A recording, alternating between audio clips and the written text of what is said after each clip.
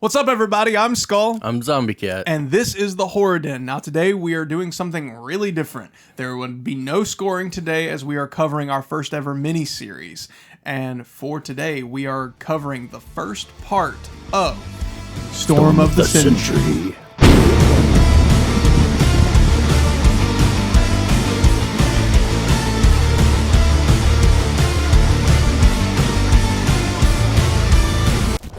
It is a mini-series by Stephen King. I don't know if it was directed by Stephen King, but it won an Emmy, and it's very, very underrated. Like, people always think of Tim Curry's It, but nobody ever remembers this one, and it's the best one, in my opinion. It is so good.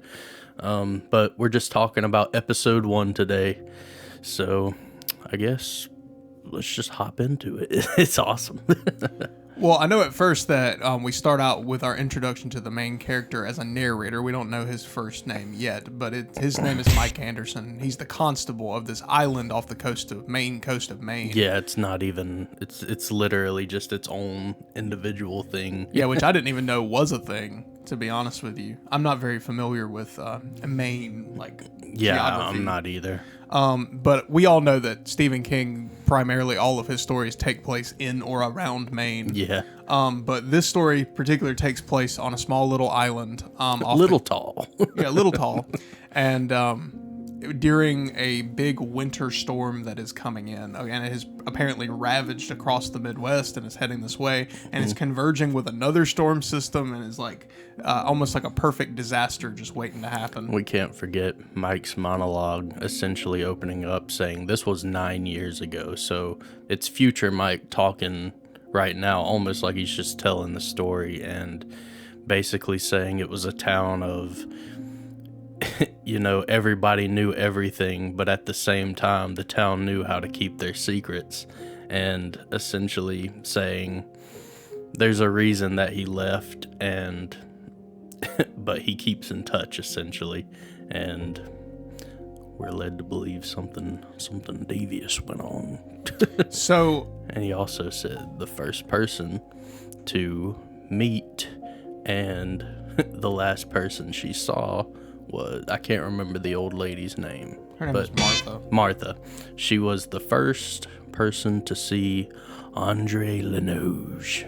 And that was the last person she ever saw. Mm-hmm. And we get this shot, like, right before this, we see kind of like some people doing normal storm prep. We'll get into that a little more in just a second.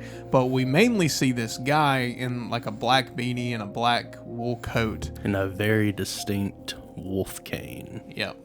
With a spiked tip almost. Mm-hmm. And he's walking up these steps to this really nice house, and on the inside we see a very old lady watching the news. That's how we learn about the storm converging, kind of like a perfect disaster. And in true old lady fashion, she's like, oh no.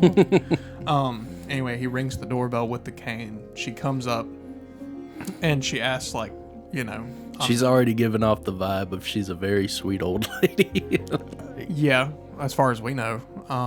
And she opens the door. How can I help you?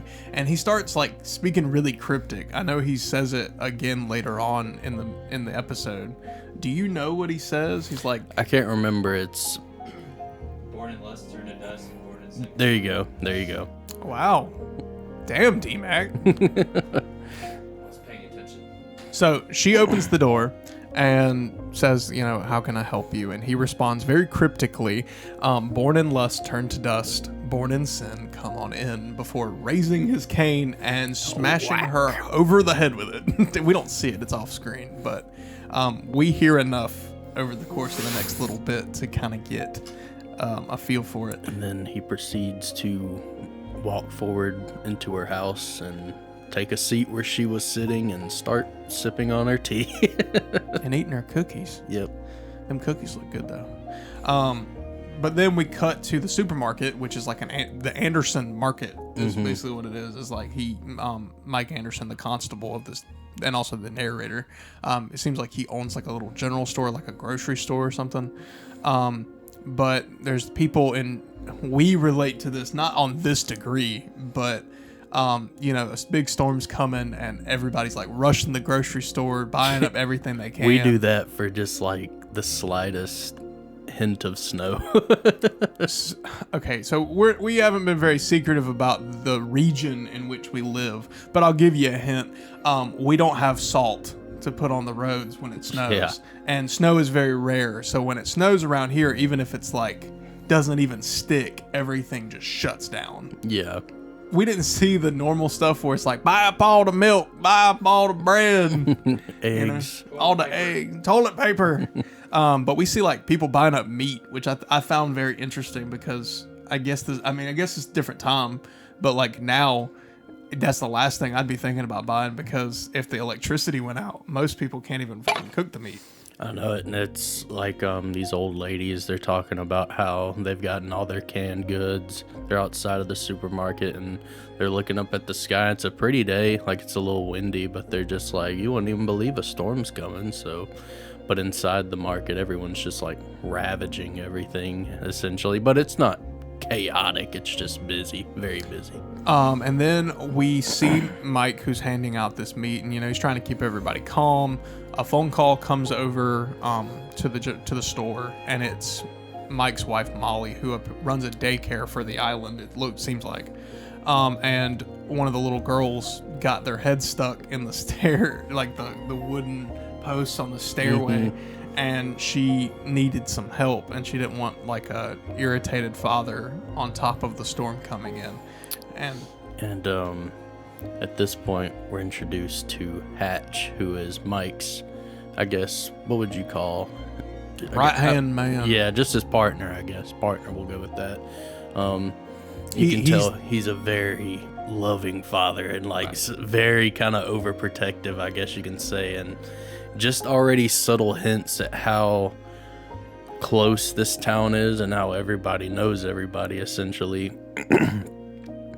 Like he just murmured the word Pippa, which is Hatch's daughter's name, and he's already making his way over, and he's like, Pippa, did you say Pippa? And he's like, yeah, the wife overhears, and she's like, something with Pippa. Yeah. Like, oh god. So they get in their like, it looks, I want to call it a sheriff's wagon. It's not a sheriff's wagon, it's a constable wagon, because there's not like a police force on this island. Yeah. But they go to the house of the Andersons, aka the daycare, and there's this really wholesome moment with the little girl where he's like, I'm gonna press your shrinking button, and then you're gonna be able to get your head out. And it literally all he does is like presses her nose and like adjusts her head to where instead of it coming like this, it's going like this through it, and pulls her out. So, saved the day. And then we cut to Davey playing basketball in the street, talking about being in the NBA. Yeah, he's talking like Chowder from Monster House. Setting up the three-point shot. It's time for an in-your-face disgrace.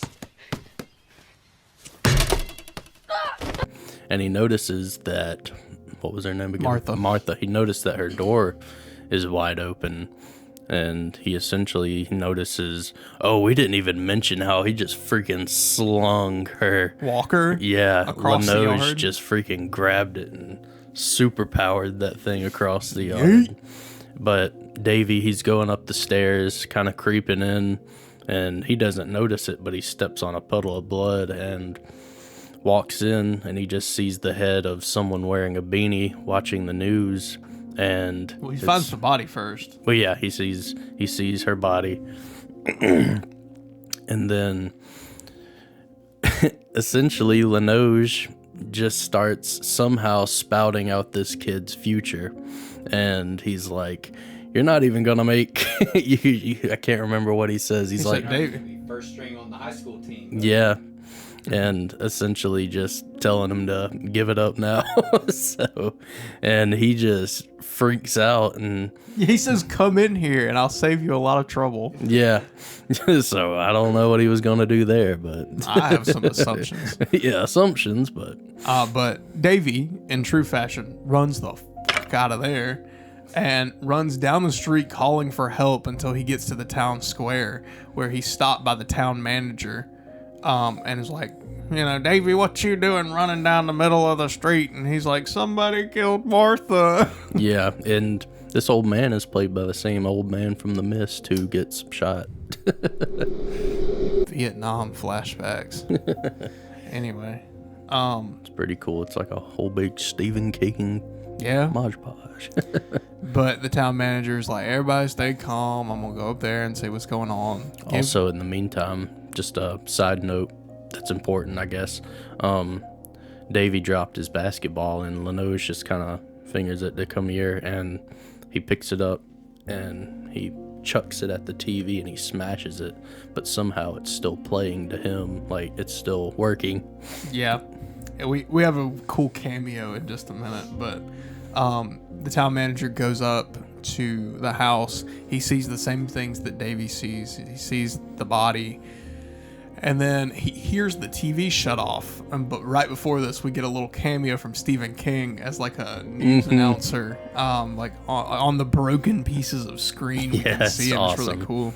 And also before this, I believe, is when he had his head down and he raised his eyes up, and they were just jet black. Like yeah, his Lenoge's eyes were completely black. It's pretty awesome, pretty creepy. But so his name's Ralph, isn't it? No, Ralphie is the main character's son. Oh, okay. This is Robbie. Robbie, ours.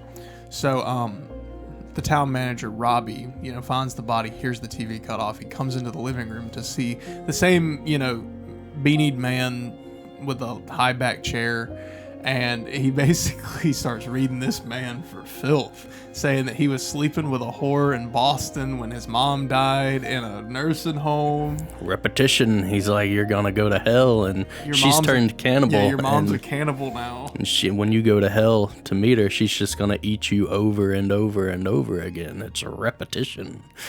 Hell is repetition. And he's freaked out, and so yeah, he also gets the hell out of Dodge and runs out to his car and starts phoning the Anderson store, which Mike answering this thing. Yeah. Mike, where are you at? I'm not doing your job and my job too. Mike, of course, is out with Hatch getting the kids settled, but I think they're about to come back into the store, and a lady picks up the phone, and of course, they're not really, I guess that's the last thing on your mind is somebody getting murdered right now. I don't want you, I want Anderson. Yeah, he's freaking out. And then Anderson does come in with Hatch and essentially just picks it up. And of course, the whole store just kind of stops, and they're like, what's going on? What's going on? What's this? And they pick it up, and they hear him out, and they're about to go ride down to the house essentially and see what's going on. And of course, the word is already spreading like a wildfire that there's been a murder in town. One important thing that happened right before this. Mike stopped by the town hall, where apparently he's been having this whole thing set up where it can be almost like a fallout shelter, right kind of thing, where it's like 300 people can be kept there for 3 days on food and rations and stuff. And we established just how quickly news travels in this town, because the person that, the secretary there, already knew about Peppa's head getting something stuck. That small. Yeah, literally had already spread. But anyway, moving forward, Mike and Hatch go down to the house, and they talk down Robbie as they get their guns ready, and they go inside. They find the body. They find the man. And this time, Lenoge does not read anybody for filth. Except for knowing that the gun held behind him was on safety. Yeah. And he was like, if he shoots me, he's going to shoot you. And he's got it on safety too, essentially. So they are, of course, just being very careful. They heard a TV when they came in, but when they got in there, it was completely shattered and broken. And they tell Lenoge to raise his hands where they can see him, of course, and he pretty much just gives himself up. He's like, yeah, he's holding a cracker. Yeah, it's one of those little cookies that I was talking about. And he eats his cookie, and he puts his hands up and they cuff him and just kind of walk him out. And He ominously says to Mike, like, there will come a time when we will talk. yeah. And they get out to the car and they they have to put him in the like back part. I can't remember because it's like It's literally like the trunk. because they don't do this. This doesn't like happen. they had to here. get their guns out of like a locked shelf. Yeah. Like that's how like uncommon this is. Hatch was like, we're really gonna put him back there? He's like, unless you want to sit in the back seat with him. I guess so. But they take him to Also, right before they head out though, Robbie comes up and he starts going on his spiel again about repetition. remember what I told you. And they start driving towards just this square area where The market that the Andersons own also serves as the town jail. there's one cell. This is literally like Andy Griffith, like Yeah. Mayberry. Like that's how. I mean, but see, at least Mayberry had a sheriff's office. This is not even big enough to have a sheriff's office. But like they On their way there though, we can't forget they had a small conversation that starts leading into them being like, this is kind of spooky, right? They were like, did you hear the TV? And they were like, yeah, we heard it when we came in. And then they were like, when we got in there, though, the thing was shattered. And they kind of just were like, maybe it was a radio. But it sounded very clearly like a news station. By the way, it's already snowing, like fast. Oh, yeah. It's coming down quick. So they bring him over to the back of the market where there's like this sliding door that leads into this small jail. Yeah, because they don't want to cause a commotion by going in the front way. And Hatch is given the keys as he goes to unlock it. We get a close up on Linoge as his pupils enlarge for just a second. Oh, it's just scary. And the key breaks off in the lock. And so Mike stands outside with Linoge while Hatch goes around to the front to make waves because they're going to have to take him to or come around through the back and try to open it. It won't open when he gets there.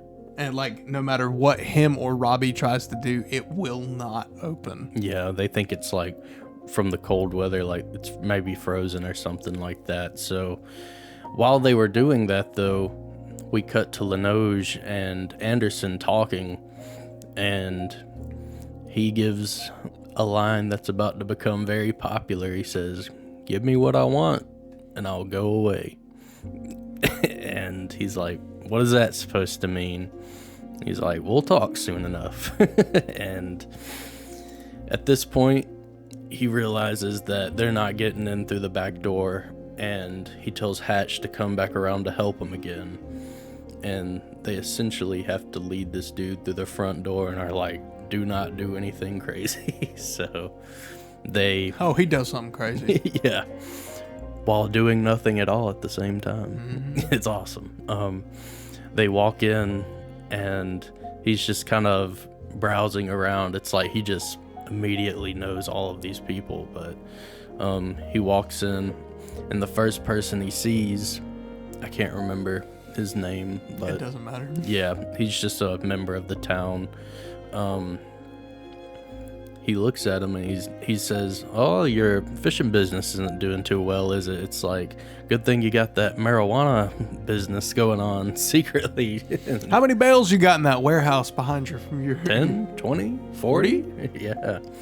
And then he goes to someone else, and who was next? It was the girl. It was Kat. And I can't remember exactly what he tells her, but he knows she has a secret. I can't remember exactly. He alludes to the fact that like she has a secret that her family and friends don't know, and he's like, "What's the point in keeping it? You know, nothing wrong with a scrap amongst friends." Yeah. And then her boyfriend Billy right behind her, he's like, "And don't worry, Kat. Your boy here has secrets too." I ask him how he knows this girl named Jenna. Yeah. And then the guy next to him is like, "That's my sister.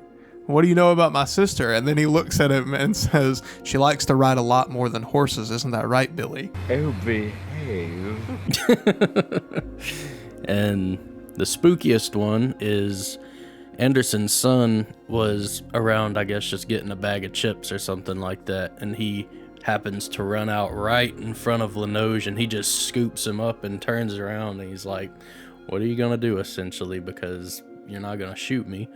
But he's being very nice to the kid. Like, he notices a birthmark that he has, and he knows what his dad nicknamed it. I can't remember. It was like Fairy saddle. Fairy saddle. And he just kind of, he's being super sweet to the He kid. kisses it. He kisses the fairy saddle. Yeah, and he just sits him down, and he's like, go see your dad. And he basically just turns back around, and the kid's like, he's okay, Dad. He knows about the fairy saddle. The innocence of children. The kids in this movie are really good. They act like kids in this movie. It's weird. Like, typically, you can tell they're acting, but in this miniseries, like, it just feels like they're just being kids. It's like, They're also like young kids too. Yeah. 5 and 6. and they essentially lead him into this very piss poor jail. And then they just kind of start to do a pat down on him, like they're checking, and he's noticing this man doesn't have an ID, he doesn't have anything, so they just kind of tell him to kick off his boots. He's holding the bars. He's like, I can't take off my boots, they're lace ups. And he unties them, and he said, if you even twitch, you're gonna have no more problems with constipation, because his shotgun was pointed like right up his ass.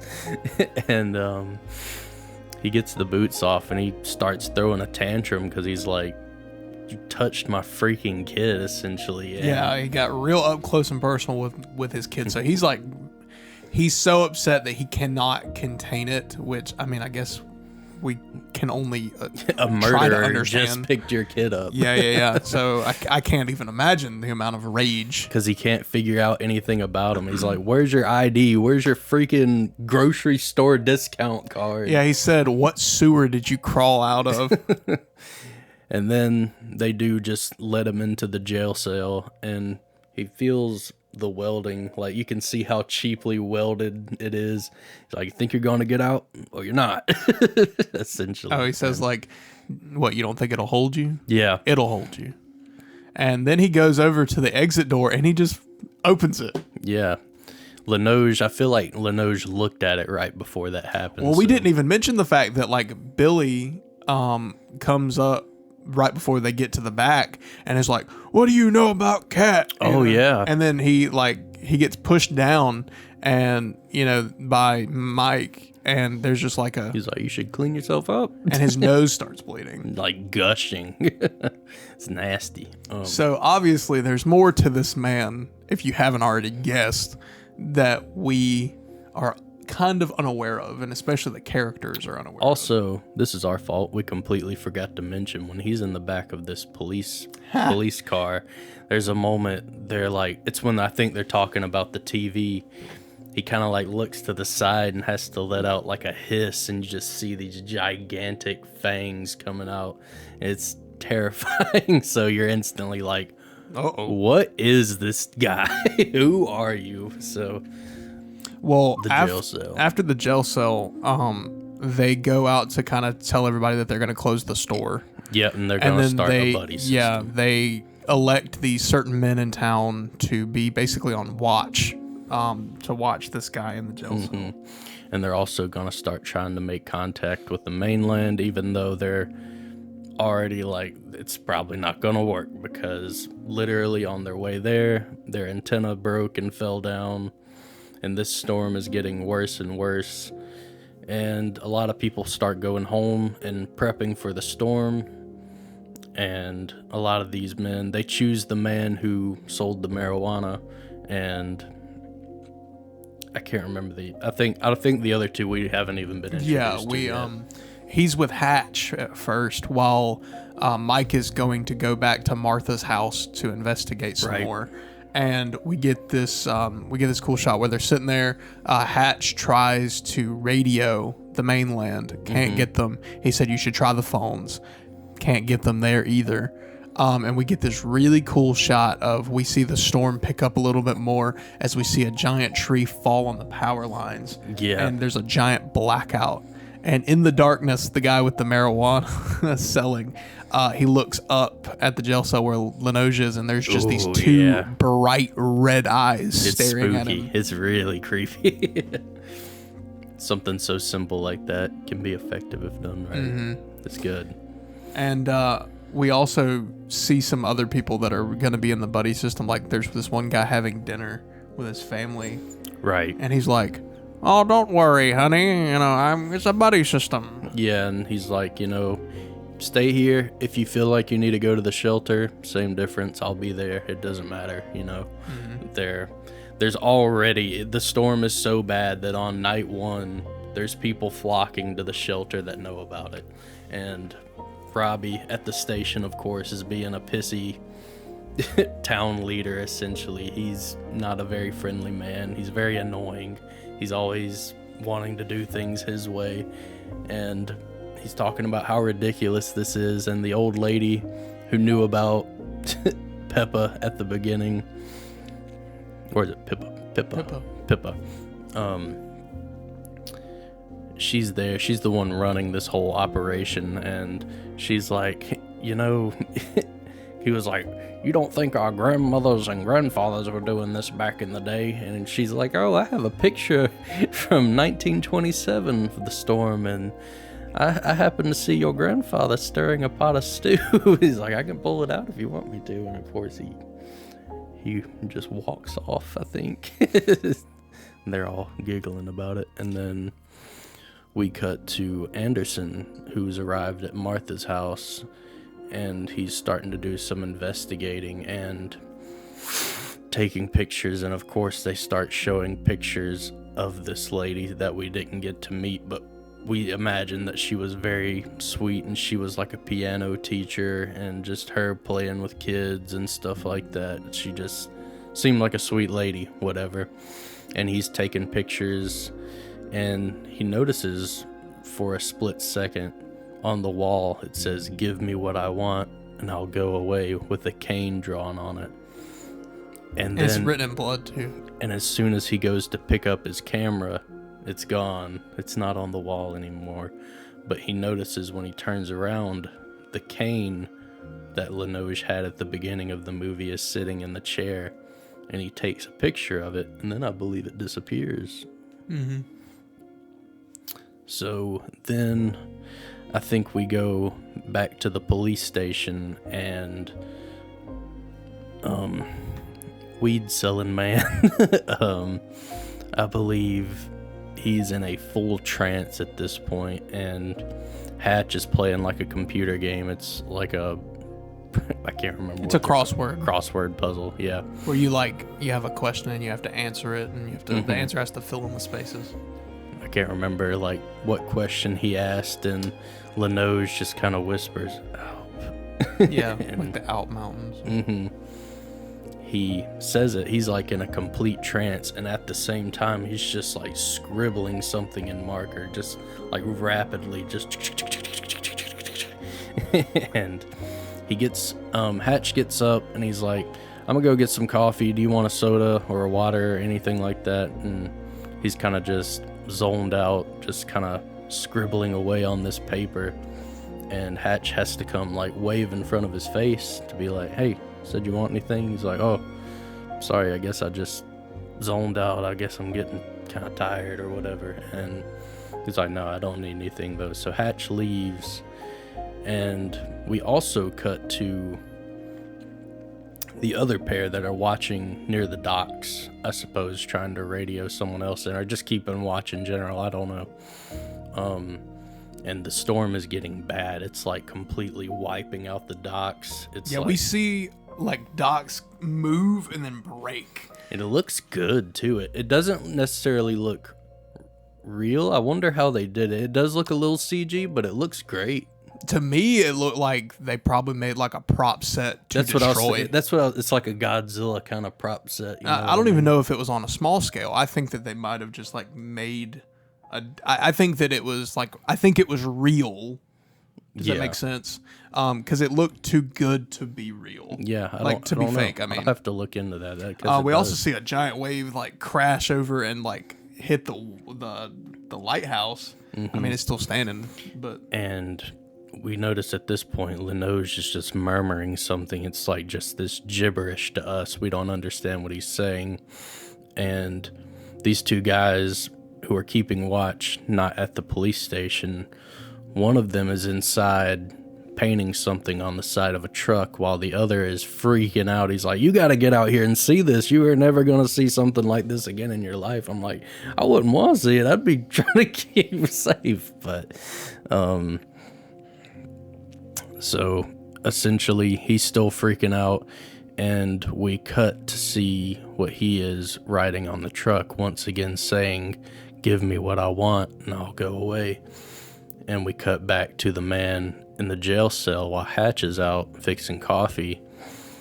He is tying a noose, essentially, and he has the paper, I believe, like taped to him or something like that. And the paper of what he was scribbling on is all, give me what I want and I'll go away. Give me what I want and I'll go away, surrounded by canes. Like there's just that cane logo everywhere. We also see the cane come to life, and it looks, for the age of this, it looks pretty cool. Like it's like a CG wolf cane. It's like hissing over, and he's kind of just looking up at it, and it's got him in a complete trance, and of course leading him to commit unaliving. So at this point, I'm trying to think, I believe Hatch comes in. He just drops his coffee and he's like, oh shit, essentially. And we're kind of just seeing, oh, and I almost forgot the other guy.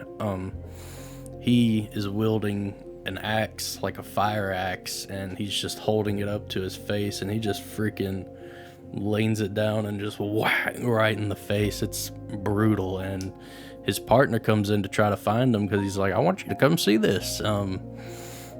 And he finds him dead at the same time about Hatch found this guy who commit unaliving. I'm trying to think, is there anything else? So essentially Linoge controlled these two guys to make them unalive themselves, and that's kind of where our episode ends. I don't think Anderson gets back to the store yet. He's still out investigating. I think he might be on his way back or something like that, and it's about to be chaos when he does.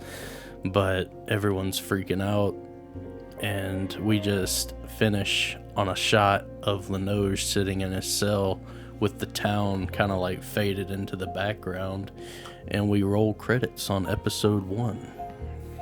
So I had never heard of this before. Most people have not. Yeah, before Zombie Cat brought it to my attention, and I've never even like heard somebody mention it before.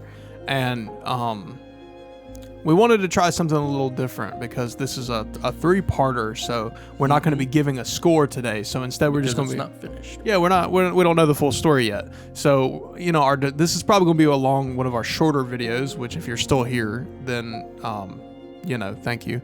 But we'll discuss what we saw, and I mean we have even talk about what were your first impressions of these characters in this world.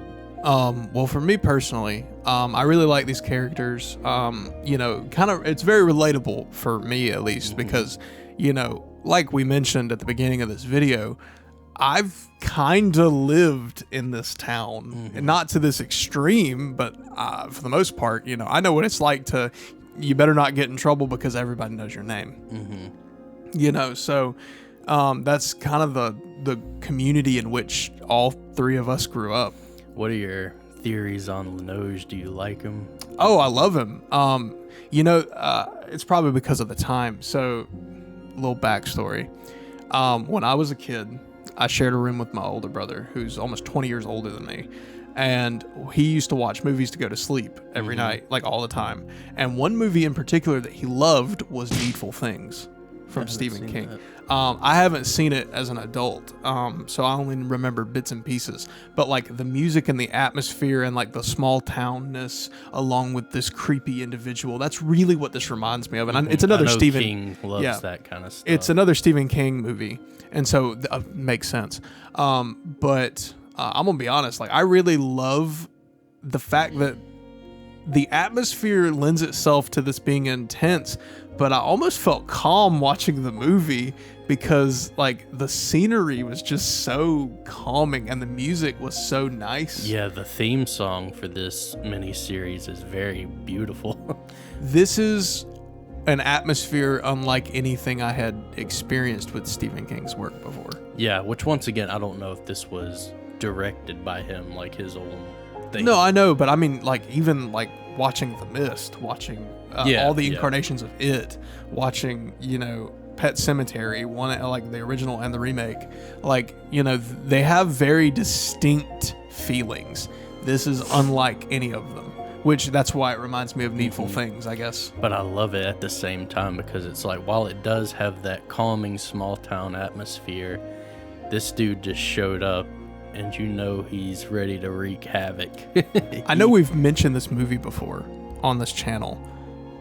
Lenoge reminds me, if he's not a demon, which he reminded me of two very distinct different medias. He kind of reminds me of the demons from Supernatural, how they work, but also he reminds me of the angels from Legion. Yeah, almost, because there is a lot of message about it almost seems like foreshadowing, but it's not really, and plus I'm not spoiling it for you because it's gonna be a fun reveal when we do get to figure out what he is in 2 weeks from now. So there's like messages on the TV, of course. They're like, $20, you can order this, be prepared for the apocalypse or something like that. Yeah, it's like the wrath of God. Yeah, the wrath of God, and that coincidentally is happening once Lenoge shows up, and it's like, that's pretty cool. Which, it's kind of like, he talks a lot about hell. That's what makes me, in the Black Eyes, that's what leads me to believe that he might be a demon. But also, like, those kind of light nods kind of makes me think that he could be some kind of agent of, like, good in a way, in, like, a bad way, because there's too much unknown, good. As he proceeded to murder. Right. I mean, but we don't know just how bad those people were, or if they were connected. Yeah, maybe. I mean, we'll have to wait and see. Like he's a part of the force that is ultimately good, but he's like the executioner of said force. maybe. That maybe. I don't know. Everyone in the comments, please don't spoil it because we read the comments. So Yeah. I have seen this. I was gonna give my side of the story now. I saw this when I was very little. I'm talking very little. I remember it vividly, and I gave it a rewatch a few months ago, and I was like, oh my gosh, that would be perfect to cover just throughout the month of December because it's 3 separate parts, and that will perfectly lay out, because it's like, it's a very cold movie. It's like just not necessarily holiday themed, it's just cold. It's like a movie you want to get bundled up and you just want to keep binge watching it because you're like, now what? Who is this guy? Like, I want to know what's happening here. What's up with this town? Why do they have so many secrets but at the same time know everything? So very cool. But so far, I'm really intrigued. I can't wait to see part 2 so we can talk about it some more. I really don't know what else for us to talk about, to be honest with you. That's all we really can, because this is the setup episode. Yeah. So there's a lot of... We got to meet this villain, this antagonist, and then kind of set up this town and all these characters, the atmosphere, and then part 2 is where it gets the spice starts kicking in. So make sure you stay tuned for next week when we cover episode 2, when things get a little bit crazy. Also, if you haven't seen it, it's currently streaming on Hulu, or you can find it for dirt cheap on DVD. I did. So definitely, I would recommend before watching our video, you go watch the whole series. Last time I watched it, I said a few months ago, I watched it in one sitting because I was like, I'm hooked. I can't. Each episode's about an hour and a half. Yeah, it's really, if you have a day to kill, get comfy and drink hot cocoa and watch it or something.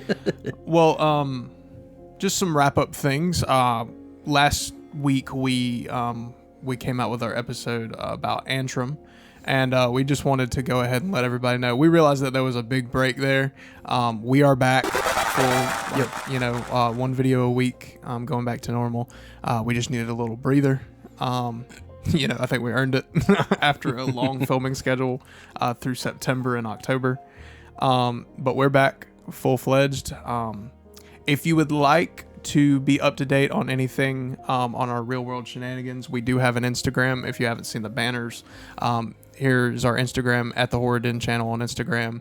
We also have a Patreon, which you can join for as low as $5 a month, and all funds go back into the channel. We are currently getting close to being able to buy our first capture card, so we can maybe start doing some video games. That'll be cool. Yeah, I'm so looking forward to it. It'll be fun though, for real. So yeah, if you want to contribute and help in any kind of way towards that, it would be much appreciated. You also get your name thrown up at the end of all of our videos. Like these wonderful people here. Yes, sir. Thank you so much for your continued support. Well, I think that about wraps it up for episode 1 of Storm of the Century. Well, I guess hope everybody had a good Thanksgiving out there, and hope everybody's looking forward to a good holiday season, Christmas, Hanukkah, whatever it is you celebrate wherever you are. Make sure you stay excited for the next episode. Yeah, if you haven't subscribed, please do so. If you like what we're doing here, just give us a like. Tell your friends, tell your mom, tell your dad, anybody who loves horror to come on over to the Horror Den. We got a little place for them. And more importantly than anything else out there, stay spooky out there.